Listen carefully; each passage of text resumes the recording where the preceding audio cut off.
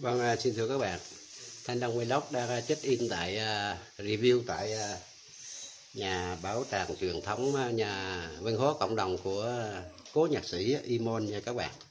Đây là cái hình tượng của cố nhạc sĩ mà cũng từng một thời nổi đình nổi đám để hát những bài hát mà lấy từ đáy lòng của một người đồng bào ED của chúng tôi để gửi gắm và để cho tất cả các bạn thưởng thức. Thưa các bạn, cố nhạc sĩ nhân dân Imon, ca sĩ Imon, người ED, nghệ sĩ nhân dân, nghệ sĩ Việt Nam thế kỷ 20, ca sĩ nhạc sĩ dân gian Việt Nam, ca những bài hát như là Còn nhau, Thương nhau thì về Buôn Ma Thuột, Giấc mơ Cha Pi và Đi tìm ông mặt trời. Cố nhạc sĩ Imon là nghệ sĩ nhân dân, là niềm tự hào người dân Tây Nguyên. Cố nhạc sĩ nhân dân nổi tiếng trong các lĩnh vực điện ảnh, âm nhạc và thời trang. Tự hào không chỉ là riêng của người dân tộc Đắk Lắk mà còn cả một đại ngàn núi rừng Tây Nguyên hùng vĩ. Năm 2006, ông được trao huân chương Hương vàng âm nhạc. Ông được trao nghệ sĩ ưu tú năm 1979, nghệ sĩ nhân dân năm 2020.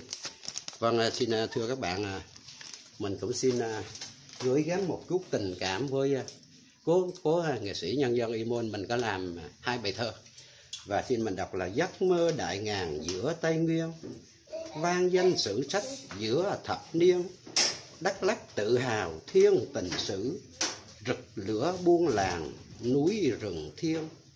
Giấc mơ Cha Pi còn vận mãi, sử thi Ma Thuột hỡi cồng chiêng, gửi đến Imon lời kính chúc, hùng vĩ đại ngàn núi rừng thiên. Đó là cái thất ngôn bát cú nha các bạn. Còn cái bài này là song lục bát. Tây Nguyên hùng vĩ còn đây, Imon tình sử nơi này khắc ghi, nửa đường người đã vội đi, để lại thương nhớ sử thi đại ngàn. Đắk Lắk vẫn mãi cưu mang hình mang bóng, âm vang buôn làng. Vĩnh biệt người vội xa ngang, để sông để núi vô vàng luyến thương. Chia tay lỡ bước uyên ương, để bao thương nhớ dặm đường vắng ai. Từ đây năm tháng nhiều mai, hồn thiêng thanh thản, kiếp mai sum vầy. Vâng, xin thưa các bạn, đó là những lời tự sự của YouTuber Thanh Long Vlog gửi cho cố nhạc sĩ Imon, đã là một nhân tài, một người ca sĩ mà đã làm rung động cả một đại ngàn Tây Nguyên hùng vĩ của người ED của chúng tôi. Vâng, Thanh Long Vlog xin làm cái clip này gửi cho tất cả những gì của ngôi nhà của cố nhạc sĩ đã từng sinh sống ở đây, đã từng có một thời mà thơ ấu của cố nhạc sĩ đã làm nên những cái vang danh sử sách của một ca sĩ nhân dân, một tuyệt tác mà để lại cho đời những cái âm vang còn vang vọng mãi với thời gian các bạn. Vâng, kính thưa các bạn, kính thưa quý vị khán giả, Thanh Long Vlog xin review lại tất cả những cái quang cảnh mà của cố nhạc sĩ. Đây là một cái ná tên nha các bạn, cái ná và bắn những cái mũi tên như vậy. Để mình xin rút mượn một cái mũi tên, mình review cho các bạn là cái mũi tên cái thời ấy nó thế nào mà nó bắn được cả những con thú rừng để về. Bây giờ mình thấy các bạn, thú thật là mình xin, đây là của chắc ông cha hay ông nội gì đó. Ở đây là họ làm bằng đó, coi thứ bằng giấy hay là bằng gì các bạn không? Bằng giấy các bạn. Cái đầu mà để nó chính cái đường tên bay là bằng giấy các bạn. Nó làm tam giác. Cái mũi tên này dài khoảng 40 cm các bạn. Và sau mũi tên là có một cái ngạnh để bắn con thú, là nó dính cái ngạnh này luôn nha các bạn. Vâng, xin đó là cái mũi tên của một thời của ông cha của cố nhạc sĩ. Và nhạc sĩ chắc cũng có lưu truyền, cũng có sử dụng. Đây là những cái lưỡi cày mà một thời của làm ra những cái hạt lúa, hạt ngô để nuôi chúng ta nha các bạn. Đó là cũng chắc lẽ cũng khoảng 2 thế kỷ rồi đó các bạn. Những cái cây cày đó chắc lẽ cũng 2 thế kỷ rồi. Và đây là những cái hình tượng, đây là một cái ngày lễ gì của buôn làng đó các bạn, của cái thời mà của cố nhạc sĩ còn thời thiếu niên nha các bạn, thiếu niên rất trẻ và đã đàn hát cho một cái lễ hội buôn làng gì đó. Và bên kia là một cái ánh nghệ thuật mà bên Bộ Văn hóa Thông tin cũng đã có giải thưởng nha các bạn. Đó là cũng hình ảnh của cố nhạc sĩ. Và tất cả những cái khung nhà này là ở dưới là có nhà trệt nha các bạn, còn ở trên là một tầng lầu. Và một cái bàn mà cái cây gỗ này dài cũng khoảng 15 mét đó các bạn. Đây, những cái cây gỗ dài 15 mét và ngồi để tiếp khách gì đó. Thì có những cái ngày kỷ niệm lễ là lọc gì đó là để có các quan khách ngồi nha các bạn. Mình xin quay ra cái trước cổng nhà của cố nhạc sĩ. Và đây cũng là một cái cây cột bằng gỗ nha các bạn, tất cả bằng gỗ hết. Cũng cái thời 100-200 năm gì còn lưu lại, cái thời ông nội ông cha gì của cố nhạc sĩ đã còn cái bút tích ở đây các bạn. Đây là những cái cây cột mà vẫn còn bút tích, vẫn còn ghi dấu ấn của cái người dân tộc ED của chúng tôi. Đây là cội nguồn, những cái hòn đá ở trước cái thiên đường, cội nguồn thiên đường đây các bạn. Đó là cái viên đá.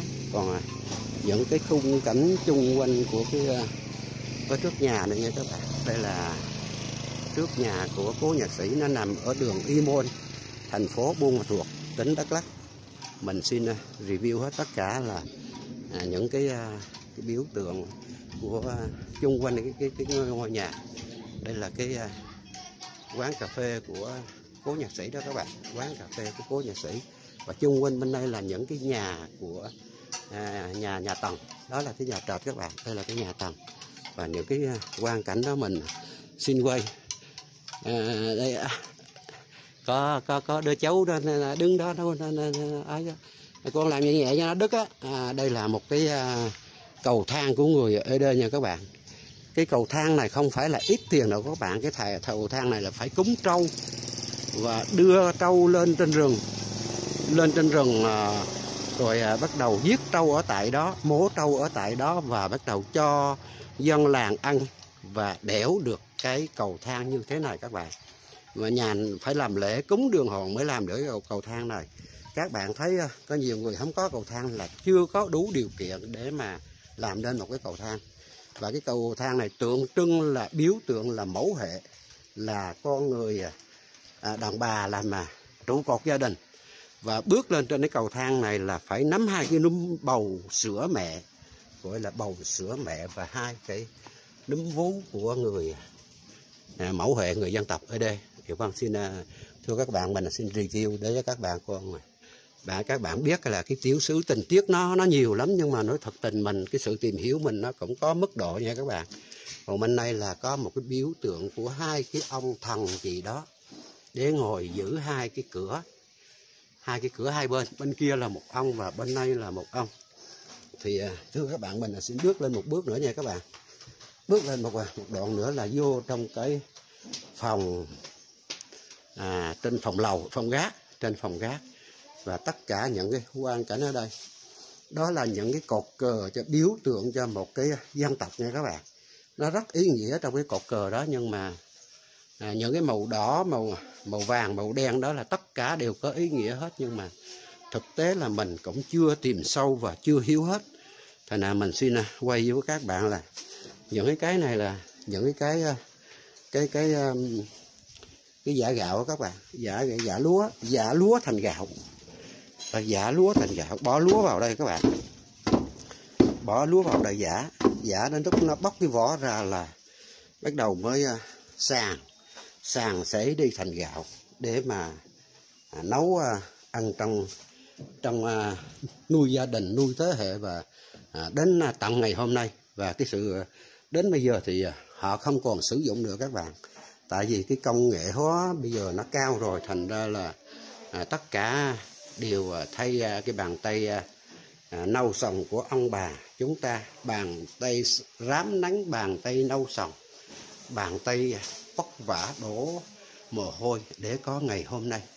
Thì chúng ta hãy nên trân trọng những người đi trước, những ông bà đi trước, những người tiền sử đã có một thời để nuôi chúng ta. Đây là những cái băng đĩa của cố nhạc sĩ nha các bạn, băng đĩa của cố nhạc sĩ Trịnh Công Sơn, và cũng ghi được cái hình ảnh ông còn ở đây.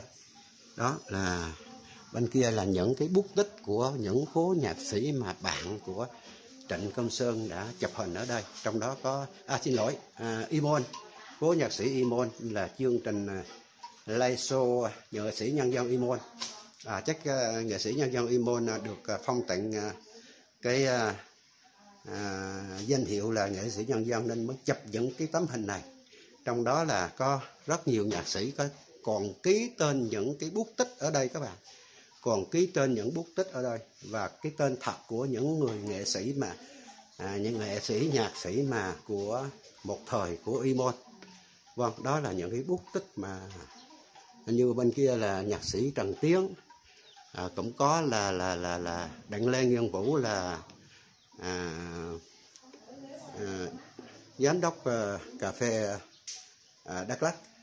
Bên này là cũng có Sibelac với Mỹ Dung.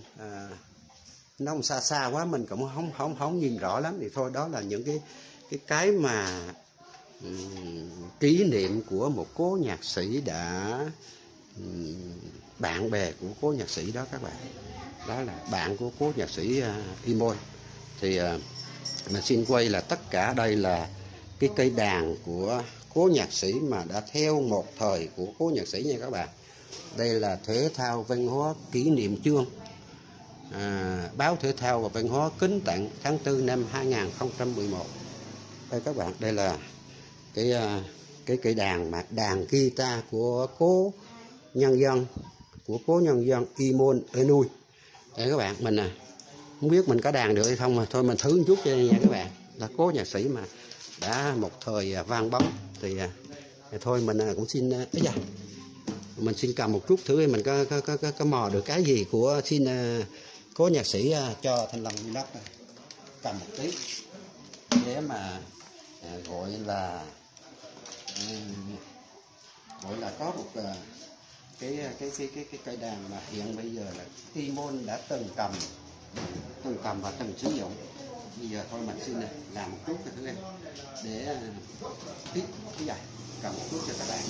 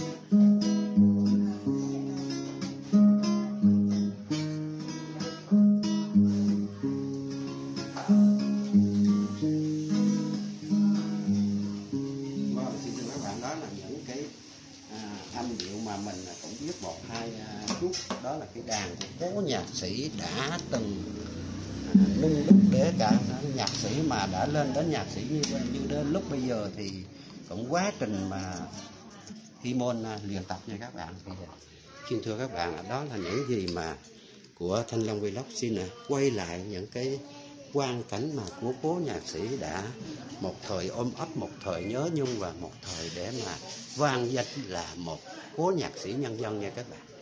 Đã vang danh ôm ấp đã qua biết bao nhiêu năm tháng, biết bao nhiêu thăng trầm, biết bao nhiêu sóng gió để mới đến với cố nhạc sĩ. Thì xin thưa các bạn, đây là những cái quang cảnh của nhà Y Môn Cờ Nui ở tại đường Y Môn, cách trung tâm Ngã Sáu 2 km, đường Phan Chu Trinh và lên đường Y Môn.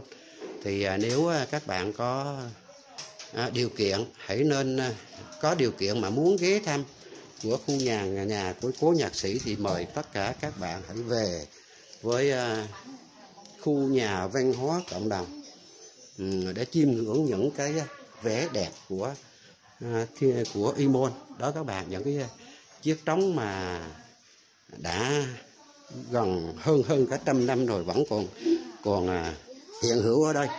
Thì xin thưa các bạn là mình cũng nói cái trống này là nó có hai mặt, một con trâu cái và một mặt một con trâu đực nha các bạn, là nó để nó đánh một phía vui và một phía buồn. Một phía vui thế nào mà phía vui thì nếu mà có việc gì của cái buôn làng, chẳng hạn như là việc vui gì đó, mà cái việc buồn chẳng hạn các người chết chóc thì đánh để mà những người dân làng họ ở xa, họ đi làm rẫy xa cách 1-2 cây số, họ nghe cái tiếng trống đó là họ về.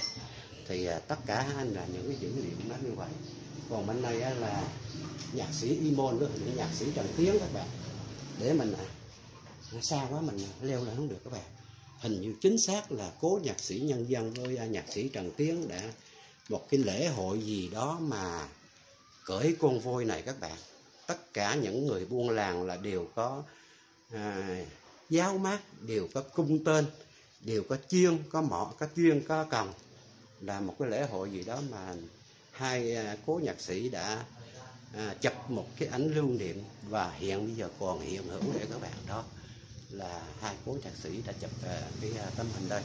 Thì mình xin quay lại, và đây là cái cây đàn ở dưới cái trưng bày để sao mình vẫn để nguyên vậy nha các bạn. Đó cái trưng bày ở sau, và bên kia là cái giấy khen của Y Môn. Đó là tất cả những quang cảnh của cố nhạc sĩ. Và xin mình ở đây là mình ở trên cái nhà sàn nha các bạn, trên sàn tầng 2 đó. Còn bây giờ mình xuống tầng dưới tầng trệt đó, là nó xin mời bạn theo mình xuống tầng trệt một đoạn nữa. Đó các bạn, dưới này là tầng trệt các bạn. Đây là một cái cầu thang để đi lên trên tầng lầu nha các bạn. Ngày xưa là họ lợp bằng tranh tre nứa lá, bằng tranh chứ không có là lợp tôn đâu các bạn. Nhưng mà bây giờ là tranh cũng hết rồi, thành ra bây giờ là họ lợp tôn các bạn. Bên đây là một cái kho sách, thư viện sách là kho báu của trí tuệ. Thì bên đây là cái thư viện. Xin mời các bạn mình qua cái thư viện này thử có một cái gì đó để cho chúng ta chiêm ngưỡng, chúng ta xem. Đây là những cái bụi phong lan đẹp đẹp. Đây các bạn, đây là cái hòn non bộ nhỏ xinh đẹp đẹp của trong khu gian nhà của cố nhạc sĩ Y Môn nha các bạn. Đó là những cái biểu tượng của để đã làm đẹp, tô điểm đẹp thêm cho không gian giải trí vui chơi và cái văn hóa cộng đồng tập tục của người ED của chúng tôi. Cũng đã một thời vang bóng, một thời mà Y Môn đã về đây. Thì xin thưa các bạn là thứ mà theo mình đi lên trên cái gian thư viện sách này thì có những gì các bạn. Đây là cũng trong khu vực của nhà sàn Y Môn hết nha các bạn. Những cái cây hoa đẹp xinh này các bạn. Cây hoa đây là một cái ghế ngồi. Và đây cũng là cái biểu tượng của cái người con gái. Đây là thời nay nha các bạn. Đây là cái hình tượng thời nay. Trên đây là một cái thư viện giữ gìn trật tự nói khẽ. Đây là cái thư viện sách của, đây là một cái biểu tượng làm lễ hội cồng chiêng gì đó của người đồng bào ở đây của chúng tôi. Ở đây nó cũng có một cái kiểu sứ gì đây mà mà thật tình mình không biết nha các bạn, có một cái tiểu sử gì đó để mà tô điểm cho một cái tập tục buôn làng đó các bạn, nhưng mà mình không biết nó là ý nghĩa gì, thành ra mình không dám nói. Đó là cái biểu tượng của cái lễ hội nha các bạn. Đây của mình sách là kho báu của trí tuệ, là cái cổng đó các bạn. Còn bên kia là cái nhà sàn, cái nhà truyền thống của dân tộc. Còn chung quanh đây là cái gian nhà của đồng bào ở, nhưng mà đồng bào ở, nhưng mà nói thật là bây giờ họ cũng bỏ hết cái nhà sàn rồi các bạn, tại vì bây giờ gỗ nó cũng hiếm quá, thành ra họ ở với cái nhà trệt cũng chứ họ bỏ bớt cái tập tục đó rồi, bây giờ không tìm ra gỗ được. Đây là một cái cầu thang biểu tượng cho mẫu hệ cái bầu sữa mẹ đó các bạn. Không biết đó thì tất cả những cái chung quanh quang cảnh Thanh Long Vlog xin review và xin gửi cho tất cả các bạn để các bạn tham khảo và biết được là những cái di sản của ông cha ta để lại cho Y Môn thừa kế. Và cái sự thừa kế này Y Môn đã ra đi và cũng lưu lại là tiếp tục một cái thừa kế kế tiếp. Thì con xin thưa các bạn là Thanh Long Vlog cũng xin review những cái quang cảnh của Y Môn Cờ Nuôi. Thì xin tất cả, nếu các bạn muốn về thăm lại cái khu nhà truyền thống của Y Môn thì nên về cách gần 62 km đi đường Phan Chu Trinh lên đường Y Môn. Thì xin thưa các bạn, nếu các bạn thích thì cứ hỏi những cái người chung quanh người dân Đắk Lắk chúng tôi, ai cũng biết nhà truyền thống của người đồng bào ở đây. Thì xin Thanh Long Vlog xin thân chào, chúc tất cả các bạn sức khỏe hạnh phúc. Con địa chỉ con ở đây là gì con? Dạ, hẻm 434 Y Môn, cô vào. Hẻm 434 Y Môn. Dạ, cô vào. Nhà nghệ sĩ nhân dân Y Môn. Con đứng chỗ này, đứng chỗ bố đây. Con tranh thủ con chạy đi. Bây giờ con đứng chỗ bố một chút, giống y sệt luôn. Bây giờ có ai nói con là giống bố chưa? Dạ rồi. Dạ rồi. Dạ đó. Chú. Đây các bạn, đây là con út của cố nhạc sĩ Y Môn. Thì con nếu mà đây bây giờ buôn bán cà phê luôn, dạ, thì có gì đó là con nói một cái câu gì đó mời khách đi để thăm. Mời mọi người đến với quán cà phê Y Môn, đến để thưởng thức không gian văn hóa và thưởng thức những ly cà phê ngon. Ở đây có những thứ nó rất là dễ thương, ví dụ như là có thể đọc sách. Các bạn hãy tới địa chỉ 434 đường Y Môn, đi thẳng xuống 1 km nữa, hỏi nhà nghệ sĩ nhân dân Y Môn ở đâu. Nó cũng ở trong hẻm. Dạ, trong hẻm. Cũng trong hẻm rồi. Con chúc con sức khỏe nha, chúc con sức khỏe hạnh phúc. Dạ, 434. Dạ. Hẻm 434 đó. Dạ, hẻm 434 Y Môn. Đó là con út của nghệ sĩ Y Môn đó các bạn. Thì mình cũng xin review lại cho tất cả các bạn cũng biết được cái không gian này. 434 đường Y Môn, nó cũng cách trung tâm thành phố Buôn Ma Thuột 2 km đó các bạn. Thì xin tất cả các bạn hãy ghé quán này để mà uống ly cà phê và thưởng thức những cái văn hóa tập của một người mẫu hệ mà lưu truyền còn mãi đến bây giờ này các bạn. Vâng, xin Thanh Long Vlog xin thân chào và chúc tất cả các bạn sức khỏe hạnh phúc và thành công trong cuộc sống. Xin bye bye.